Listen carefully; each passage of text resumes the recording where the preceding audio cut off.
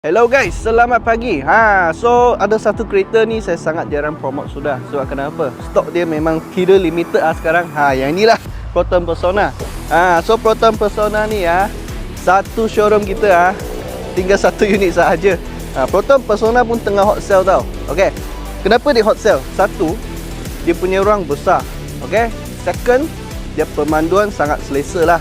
Ketiga ni, ramai orang suka dia punya design. Design dia sangat-sangat sporty dan nampak futuristik. Okey.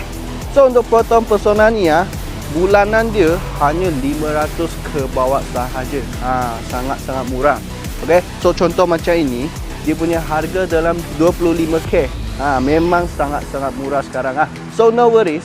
Coming soon. Banyak lagi stok akan masuk.